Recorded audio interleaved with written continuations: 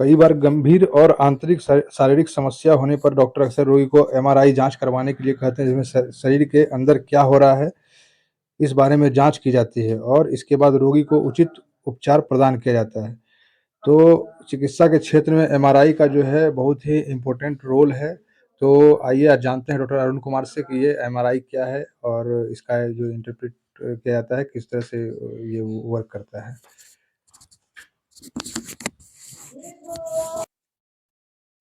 Thank you doctor चंदन। आज के date में एमआरआई जो कि बहुत ही महत्वपूर्ण इमेजिंग है आफ्टर सीटी स्कैन, कुछ ऐसे सॉफ्ट टिश्यू होते हैं जिनको कि बहुत ही सही तरीके से नहीं देखा जा सकता है, जो कि डिजिटल इमेजिंग में या एक्सरे में और उस इवन की कॉन्ट्रास्ट सिटी में भी नहीं दिख पाता है। ऐसे लीजन्स को, जो सॉफ्ट टिश्यू के लीजन है मेनली ब्रेन और स्पाइनल कॉर्ड, उनको बहुत ही अच्छे तरीके से डिलिनेट किया जा सकता है थ्रू मैग्नेटिक रिजोनेंस इमेजिंग। और ये सॉफ्ट टिश्यू के लिए, खास करके ट्यूमर के लिए, स्पाइन के इंजरी के लिए बहुत ही मुख्य इंडिकेशंस है। एन्यूरिज्म अगर है उसको देखने के लिए, और कई तरह के ब्रेन के ट्यूमर हैं जैसे कि medulloblastoma, astrocytoma, that are well documented through the spinal, जो कि स्पाइनल कॉर्ड का भी में ट्यूमर है, that is well documented by the MRI. जैसा कि आपने बताया कि आज के डेट में इसका उपयोग प्रचलन बहुत ही बढ़ते जा रहा है। तो ये थोड़ा सा कॉस्टली ज़रूर है, लेकिन अगर देखा जाए तो इससे बहुत सारे बीमारियों का डायग्नोसिस बहुत ही आराम से किया जा सकता है, और उसके बाद ट्रीटमेंट में डॉक्टर्स को, जो क्लिनिशियन है, उनको काफ़ी मदद मिलता है। आजकल जो कई तरह की ऑस्टियोस्क्लेरोसिस है या डीमाइलिनेशन डिजीज है, अनएक्सप्लेन्ड फीवर है, जिसमें कि ब्रेन फीवर भी बोला जा सकता है। ऐसे डिजीज में अगर कैंसर के स्टेजिंग के लिए इम्यूनो सप्रेसेंट जो ड्रग्स है उसके लिए, या जो किडनी का डिजीज हो, उस तरह की बीमारियों में देखा गया है कि एमआरआई का प्रयोग काफ़ी महत्वपूर्ण है। और पोस्ट सर्जरी या एचआईवी, इस तरह के केस में भी हाँ, इसमें ध्यान ये रखना होता है कि कई बार बैक एक के लिए या पेन के लिए जो हम लोग करते हैं उसमें, या ट्रॉमा के लिए करते हैं, उसमें कॉन्ट्रा इंडिकेशन है। कुछ चीज़ जो कि इम्प्लांट है, जो फेरोमैग्नेटिक मटेरियल्स है, इस तरह के फेरोमैग्नेटिक मटेरियल्स में जैसे डेंटल इम्प्लांट जो है, जो मैग्नेटाइज हो सकता है, उस तरह की चीज़ों को, जैसे जीपर वगैरह, बेल्ट, आर्टिफिशियल जो डेंचर है, या जो हार्ट के लिए, कार्डियक के लिए, कार्डियक में जो इम्प्लांट है, नोट्स के लिए जो ये कंडक्टिविटी बढ़ाने के लिए जो हम लोग करते हैं, इस तरह के चीज़ों को कई बार देखा गया है कि वो मिसप्लेस हो सकता है, डिसलॉज हो सकता है, और ये खतरनाक साबित हो सकता है पेशेंट के लिए। तो हम लोग को ध्यान रखना होगा, और जो मेन कॉन्ट्राइंडिकेशन है उस तरह की चीज़ों को ध्यान रखते हुए, कई बार कॉन्ट्रास्ट मटेरियल जो एमआरआई कॉन्ट्रास्ट होते हैं, जैसे गैडोलिनियम इन्हांसमेंट, उस तरह के केस में भी, या जो कॉइल लगा होता है एन्यूरिज्मल कॉइल, कई बार देखा है कि उससे ब्लीडिंग की घटनाएं बढ़ जाती है, और ये पेशेंट के लिए जानलेवा साबित हो सकता है। तो ये चीज़ ध्यान रखने की ज़रूरत है। और स्टेंट वगैरह जो कार्डियक पेशेंट है उसमें हम लोग को एहतियात के तौर पर, और देखा जाए तो अगर उसका इफ़ेक्ट बहुत कम होता है तब हम लोग कहीं कहीं उसको हम लोग किसी स्तर पर नज़रअंदाज कर सकते हैं। अदरवाइज मोस्टली हम लोग को इसमें केयर करने की ज़रूरत है, और जहाँ तक हो सकता है हम लोग उसको एमआरआई की जगह जो अदर अल्टरनेटिव इमेजिंग है, सीटी स्कैन वगैरह, उसका सहारा ले सकते हैं।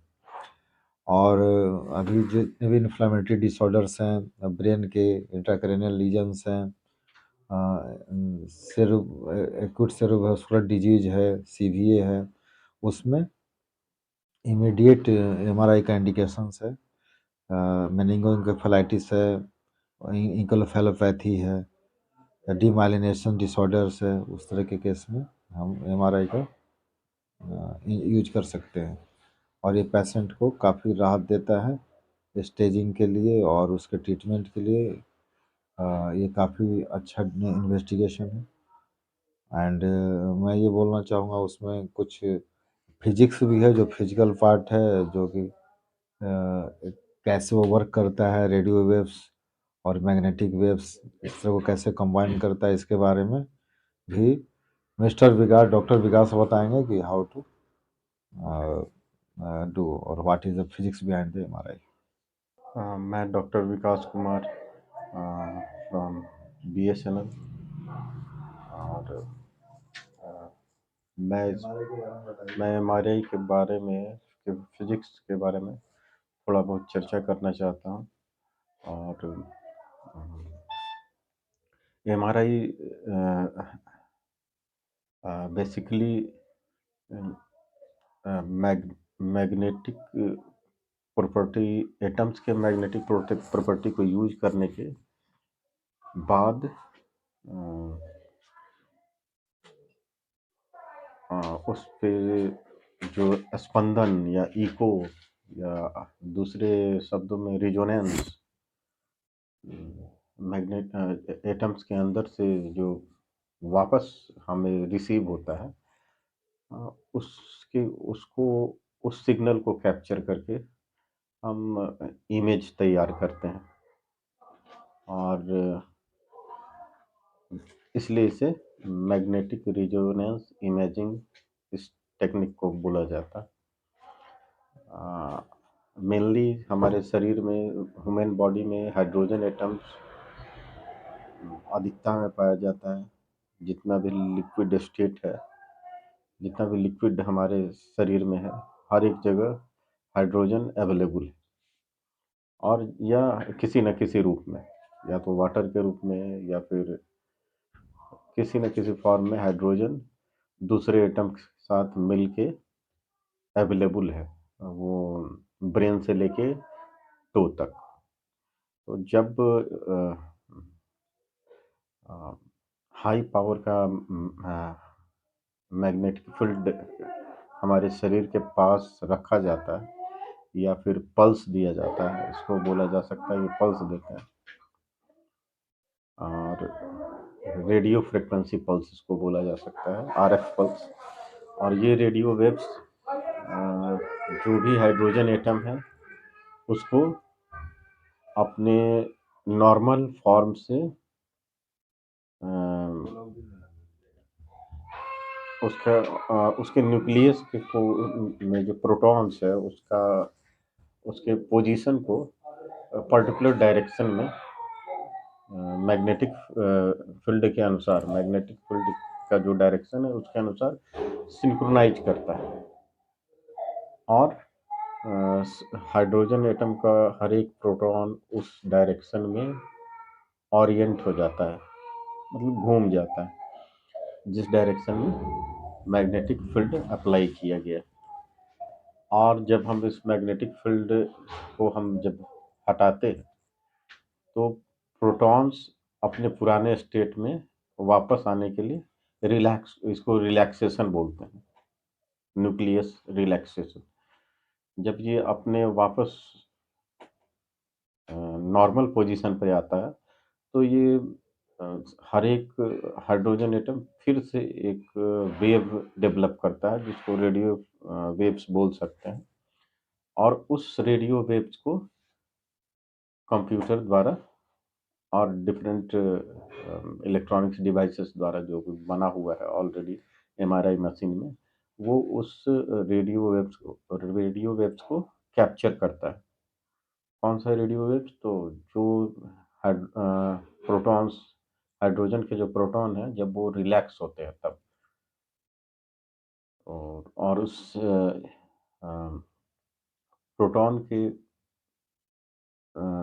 रिलैक्सेशन से जो वेव्स निकल रहा है उस वेव्स को कैप्चर करके फिर से इमेज हम लोग इमेज बनाते हैं कंप्यूटर पे। और और ये एमआरआई के अंदर हाइड्रोजन एटम ढंग से या बिल्कुल सही तरीके से मैग्नेटिक फील्ड पे सिंक्रोनस हो जाए, मैग्नेटिक फील्ड जिस डायरेक्शन में है उस डायरेक्शन में सिंक्रोनस हो जाए, उसके लिए बहुत बार पेशेंट को या फिर ह्यूमन बॉडी में हम लोग दूसरे एक्सटर्नल मटेरियल भी इंजेक्ट करते हैं, ताकि हाइड्रोजन एटम का जो प्रोटॉन्स है या न्यूक्लियस है वो ये ज़्यादा ज़्यादा ढंग से ज़्यादा ढंग से या बहुत तरीके से और आसानी से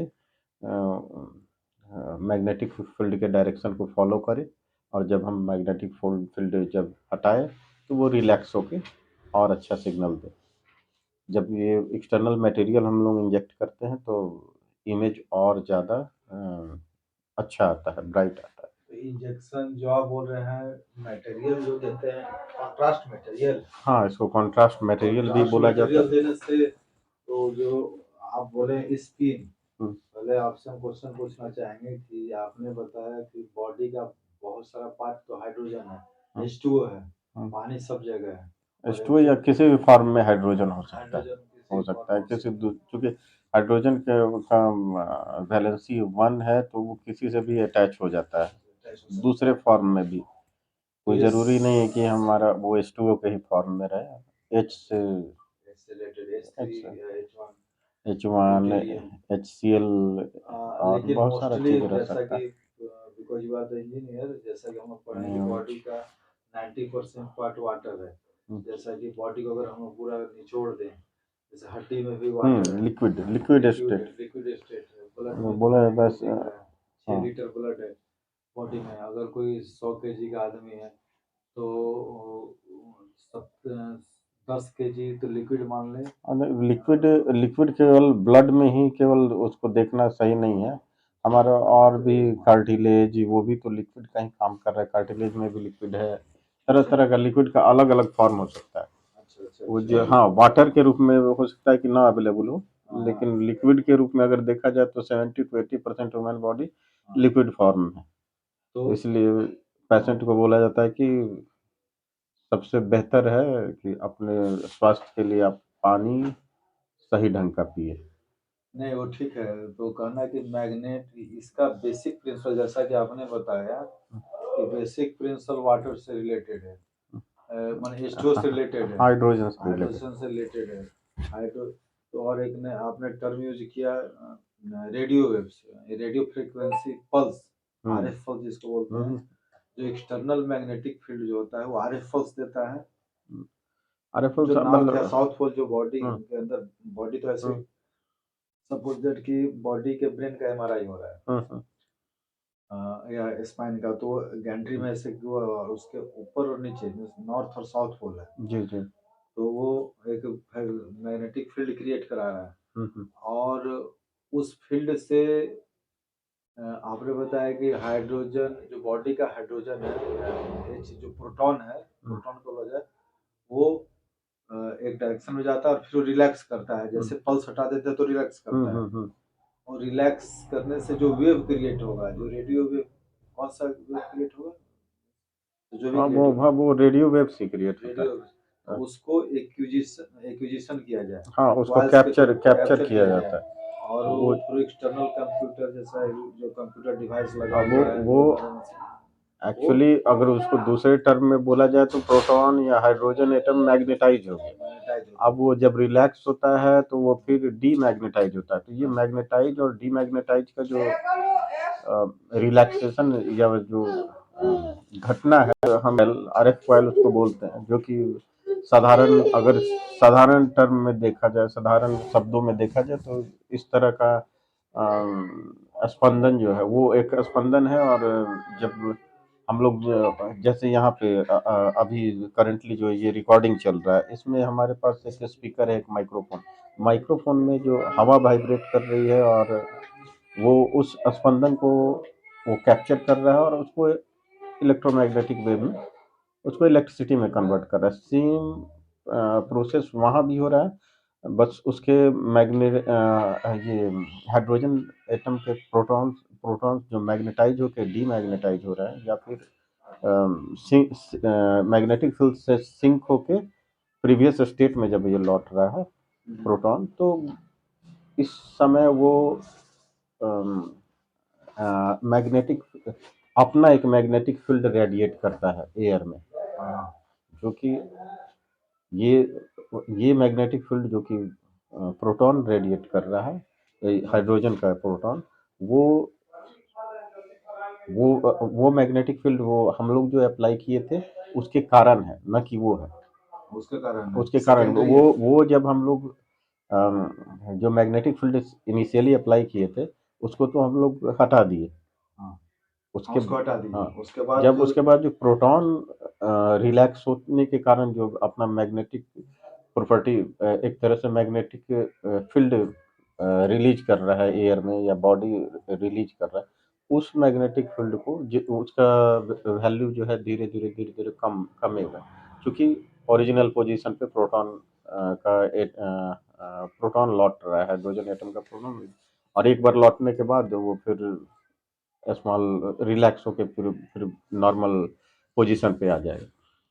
इस दौरान वो मैग्नेटिक फील्ड एयर में छोड़ रहा है, उसको आरएफ कॉइल जो है, या फिर एमआरआई के अंदर और ढेर सारा कॉइल्स है, वो हाँ ये वो सुपर कंडक्टर कॉइल रहता है, ताकि हल्का सा भी मैग्नेटिक फील्ड में चेंज हो तो वो उसको रीड कर सके। तो वो सुपर कंडक्टिंग कॉइल जैसे ही उसको रीड करता है, उस सारे इंफॉर्मेशन को हम लोग कैप्चर कर लेते हैं और अकॉर्डिंगली इमेज बनाते हैं।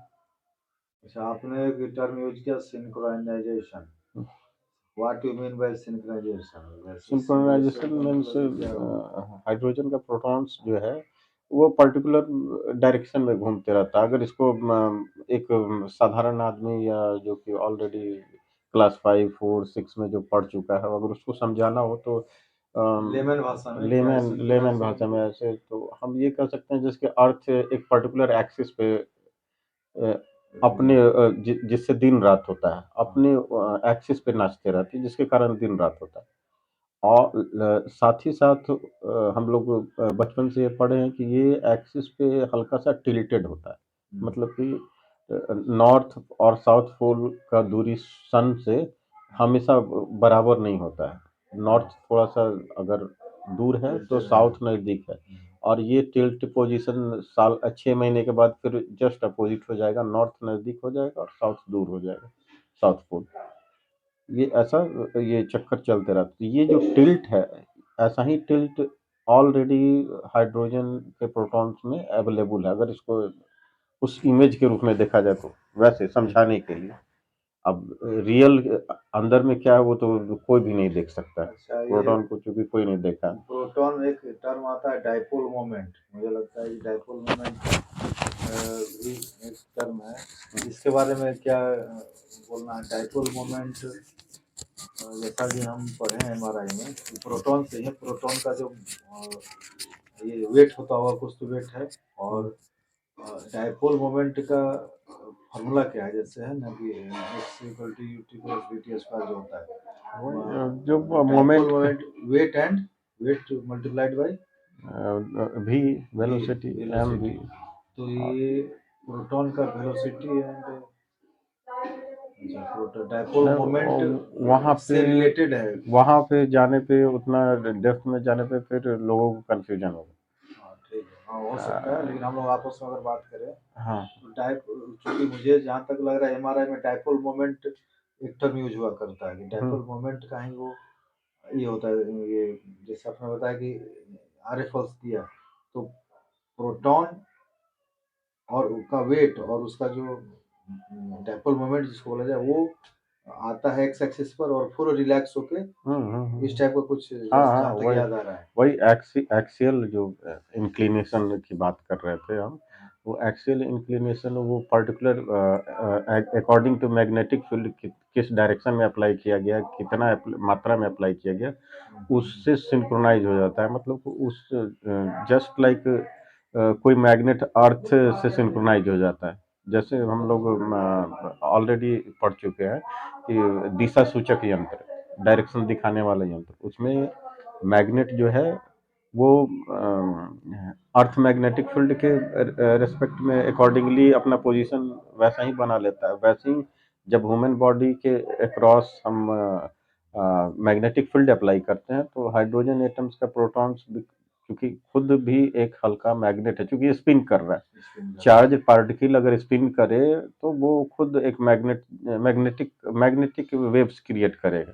कोई भी चार्ज पार्टिकल अगर मूव कर रहा है तो वो मैग्नेटिक वेव क्रिएट करेगा, उसका अपना नॉर्थ पोल साउथ पोल होगा। तो वो नॉर्थ पोल साउथ पोल ये जो एक्सटर्नल मैग्नेटिक फील्ड अप्लाई किया गया उसके अनुसार वो अपने आप को ओरिएंट कर लेता है, और जैसे मैग्नेटिक फील्ड एक्सटर्नल हम रिमूव करते हैं तो वो फिर अपने ओरिजिनल पोजीशन पे वापस आता है। तो ये हाँ, ये प्रक्रिया जो कि अपने आप को एक्सटर्नल मैग्नेटिक फील्ड के अकॉर्डिंगली ओरिएंट किया, और फिर जब वो हटता है तो फिर नॉर्मल रिलैक्सेशन होता है, नॉर्मल पोजीशन पे आता है। तो इस रिलैक्सेशन के दौरान ये फिर से एक एक्स्ट्रा मैग्नेटिक फील्ड जनरेट करेगा, जो कि इसका नॉर्मल स्पिन से जो मैग्नेटिक फील्ड जनरेट हो रहा है उससे ये डिफरेंट होगा, और उसको कैप्चर करके हम लोग इलेक्ट्रिकल सिग्नल में कन्वर्ट करते हैं। और उस स्ट्रक्चर से जिस स्ट्रक्चर को देखना चाह रहे हैं, हाँ, वो और अगर हम स्ट्रक्चर में ही अगर कोई मास है, हम्म, जैसे कि कोई कैंसर का टिश्यू डेवलप हो गया, हम्म, तो उसका सिंक्रोनाइजेशन जो नॉर्मल टिश्यू है उससे अलग होगा, और तभी वो नहीं, वो एक तो ट्यूमर के रूप में दिखने लगता है। वो तो पूरा का पूरा हर एक इमेज आप देख सकते हैं कि कितनी मोटाई में वो, क्योंकि अगर ब्लड फ्लो कर रहा है, सपोज ब्लड फ्लो कर रहा है, या फिर कोई हमारा ब्लड वेसल है अंदर बॉडी के अंदर, तो उसके दीवार पे या उसका दीवार जो बना हुआ है उसमें भी हाइड्रोजन एटम से बना हुआ मटेरियल होगा। तो वो जब डिसऑरिएंट हो के वो फिर ये एक्सटर्नल मैग्नेटिक फील्ड से सिंक होके फिर से रिलैक्स जब हो रहा है तो वो उस दीवार का पिक्चर भी हम ड्रॉ कर सकते हैं। तो अगर कोई ट्यूमर है तो वो ट्यूमर के अंदर भी हाइड्रोजन होगा, वो ट्यूमर एक्सटर्नल, तो वो इमेज देख के पता चलेगा कि नहीं ये बॉडी का पार्ट नहीं है, ये अलग है, ट्यूमर है। हाँ, तो ये नॉर्मल से कंपेयर करेंगे हम कि नहीं ये नॉर्मल तो है नहीं, हाँ, या उसके आगे पीछे से, हम्म, क्योंकि वो किसी ब्लड वेसल अगर मान ले मेरा 5 सेंटीमीटर लंबा है, हम्म, और उस ब्लड वेसल के मिडिल पार्ट में मीन्स कि इधर से भी 2.5 और इधर से भी 2 सपोजेट, उस जॉइंट पर अगर 0.5 सेंटीमीटर का ट्यूमर बन गया, तो हम कंपेयर उसके प्रोक्सिमल पार्ट भी जा सकते हैं और डिस्टल पार्ट में, तो वहाँ नॉर्मल दिखेगा और आगे भी नॉर्मल दिखेगा, लेकिन बीच में कुछ पार्ट दिखेगा, तो हम बोल सकते हैं कि ये ट्यूमर है। आप तो वहाँ से जो सिग्नल निकला, आखिर ये इमेज कैसे बना? इमेज तो ऐसे निकला जो सिग्नल जो है, तो जो नॉन एनाटॉमिक पार्ट, जो नॉर्मल पार्ट नहीं है, मतलब जो पैथोलॉजिक पार्ट है, वहां से सिग्नल थोड़ा अलग टाइप का निकला। नहीं, ऐसा नहीं है, वो तो इमेज सिग्नल जब भी का बनाएगा तो वो होल का इमेज बनाएगा, वो कभी ट्रिक नहीं करेगा कि ये अलग पार्ट है या वो अलग पार्ट है। जो मेरे दिमाग में पहले से है कि हाँ, नॉर्मल ये होता है, हाँ, तो हम उससे कंपेयर करेंगे। पैसे जो डॉक्टर है उसे उसे पता रहना चाहिए कि ये नॉर्मल है और ये चीजें एबनॉर्मल है, ये बॉडी का पार्ट नहीं है। ये अलग टाइप का टिश्यू है, हाँ, अलग अलग टिश्यू है या अलग स्ट्रक्चर अलग है स्ट्रक्चर आ गया, ये बॉडी में। स्ट्रक्चर ऐसा होता है। हाँ, या कोई वेन है तो उस वेन का मोटाई, चूंकि वो जब भी इमेज बनाएगा तो वो अंदर का दीवार का भी इमेज बनाएगा, ऊपर के दीवार का भी इमेज बनाएगा, किसी भी ब्लड वेसल का। तो उसका थिकनेस बढ़ गया तो वो भी दिखेगा स्पष्ट रूप से। वो दिखेगा। तो ये यहाँ पर मेडिकल साइंस का ये एप्लीकेशन है कि वो बताए डॉक्टर हाँ, चंदन की वो नॉर्मल है कि क्या, जैसे नॉर्मल है एबनॉर्मल है, उसको अगर क्या मैनुअली या रोबोटिक ऑपरेशन करके उसको जैसे क्लियर कि किया आई जाए में कि ही रेटिनोब्लास्टोमा एक ट्यूमर ये होता दवा है, देने से ही वो फिर ठीक हो जाएगा, ठीक हो जाएगा। सर्जरी करते हैं। हाँ, सब ठीक हो जाएगा। जैसा कि डॉक्टर चंदन आप सुने, जैसे आई में एक रेटिनोब्लास्टोमा को से कॉमन ट्यूमर है, रेटिनोब्लास्टोमा में आंख के एकदम पूरा कवर कर लेता है, आंख जो नॉर्मल आंख दिखता ही नहीं है, पूरा मांस दिखने लगता है, तो उसका भी हम लोग एमआरआई कराते हैं। तो उसके अंदर जो नॉर्मल टिश्यू दिख रहा है कि नहीं दिख रहा है, अगर इंसिजन करना है तो कहाँ से, ब्लड वेसल्स कहाँ कहाँ तक गया है, ये हम जो इंसिजन देंगे वो कैसे देंगे, तो ये सब एमआरआई से जो पता चलता है। इस सबके पीछे पैथोलॉजी यही है, सबके पीछे फिजिक्स ये है कि डाइपोल मोमेंट, जो प्रोटॉन का डाइपोल मोमेंट है उसके रिलैक्सेशन से और उसके सिग्नल को कैच करेगा। इसमें ये एक और क्वेश्चन है, जब बात प्रोटॉन का होता है तो केवल हाइड्रोजन यही को जैसे बॉडी में तो और भी बहुत सारा टिश्यू ये है केमिकल, आयनाइन है, आयन हाँ एनायन बहुत है, सारे कैटायन लेकिन से। हाइड्रोजन को इसलिए प्रीफर किया जाता है कि हाइड्रोजन एक ऐसा एलिमेंट है जिसका वैलेंसी 1 है और ये किसी भी दूसरे एटम के साथ आसानी से जुड़ जाता है। तो और ह्यूमन बॉडी के हर एक पार्ट में ये इजीली अवेलेबल इजीली है। अवेलेबल है, ये तो कर सकते हैं। पूरे ह्यूमन बॉडी का पिक्चर एक तरह से आपको अवेलेबल होगा अगर हाइड्रोजन को हम लोग प्रीफर करते हैं तो। और हर एक इंटरनल टू इंटरनल स्ट्रक्चर जो कि अंदर से अंदर का स्ट्रक्चर वहां भी ये अवेलेबल होगा हाइड्रोजन। बाकी दूसरे एटम्स हो सकता है कि कहीं कम अवेलेबल हो या फिर उतनी मात्रा में अवेलेबल ना हो। अच्छा, तो ये इमेज बनाने में दिक्कत उतना होता है। क्लियर इमेज नहीं हीलियम का बनेगा। भी यूज कर सकते हैं। हाइड्रोजन के बाद कौन सा आता है? हाइड्रोजन है। हाँ, हाइड्रोजन, हीलियम, लिथियम। हाइड्रोजन के बाद उस पीरियोडिक टेबल में क्या आता है? हाइड्रोजन, हीलियम, लिथियम, फिर बोरन। नहीं, हाइड्रोजन तो वन हुआ। हाँ, हाइड्रोजन, हीलियम हीलियम, तो वहाँ उसमें हाँ तो चला गया ना। लिथियम, लिथियम का लिथियम, 3 हो गया। लिथियम का फिर उसके बाद सोडियम आएगा, तो सोडियम, सोडियम, फिर पोटेशियम 19 आएगा, वो 11। सब। 8 का उसमें बैलेंस ही जो ऐड करते जाइए। ये जो है प्रोटॉन का जो एक सिंगल होता है, उसमें प्रोटॉन एटॉमिक नंबर उसका 1 है, इलेक्ट्रॉन भी 1 होगा, प्रोटॉन भी 1 होगा। तो वो उसका भी यूज है क्या कि अगर 2 रहे तो दिक्कत हो सकता है, 1 रहने से आसानी है, ऐसा कुछ? नहीं, ऐसा नहीं है। वो हाइड्रोजन का केवल प्रेफरेंस इसलिए हाइड्रोजन को दिया गया है क्योंकि वो इजीली अवेलेबल है, बॉडी के हर एक पार्ट में अवेलेबल है। कोई भी एरिया ऐसा नहीं होगा जहाँ हाइड्रोजन की अवेलेबिलिटी ना हो, इसलिए उसको इसलिए बेस उसको बनाया गया। प्रीफर किया गया है, उसको बेस बनाया गया है और उससे इमेज सही आएगा, फुल स्ट्रक्चर आएगा। अच्छा, अच्छा, अच्छा। चलिए, बहुत बढ़िया। इसमें हम लोग आज बहुत सारी बातें, इसमें सिग्नल की बात हुई। अब सिग्नल से मैं एक यूज करना चाहूँगी, हम लोग hyper intense, hypo intense term use करते हैं या आइसो इंटेंस। हाइपर इंटेंस में ऐसा बहुत सारा कैंसरस टिश्यू है जो कि हाइपर इंटेंसिटी से करता है, और उसमें इसका भी एमआरआई का T1 और T2 करके स्टेज है। उसमें कहीं कहीं हाइपर इंटेंस जहाँ होगा तो वहाँ मतलब ज़्यादा व्हाइट दिखेगा, तो हमको लगता है वहाँ सिग्नल ज़्यादा दिखता होगा। पर हाँ, वो इसमें हम किस तरह का हाइड्रोजन एटम अवेलेबल है और कितनी मात्रा में अवेलेबल है उस पर डिपेंड करता है। और स्पेशली किसी चीज़ को पहचानने के लिए अगर ऑलरेडी हमें किसी ट्यूमर या किसी भी चीज़ का प्रॉपर्टी पता हो तो उसके अकॉर्डिंगली हम लोग एक्सटर्नल एजेंट का भी यूज कर सकते हैं जो कि वहाँ जाके उस सेल को और ज़्यादा कॉन्ट्रास्ट बढ़ा दे या फिर दूसरे ओपैक कर दे। ओपेक कर दे। बहुत तरह से की चीज़ें हो सकती हैं। चलो, बहुत बढ़िया। इससे कुछ जानकारी मिला, जो कंसेप्ट था वो बहुत ही क्लियर हुआ और बहुत अच्छा लगा। और इसमें फिजिक्स के बारे में और हम लोग बात करेंगे रिलैक्सेशन टाइम का, इको टाइम का। Thank you.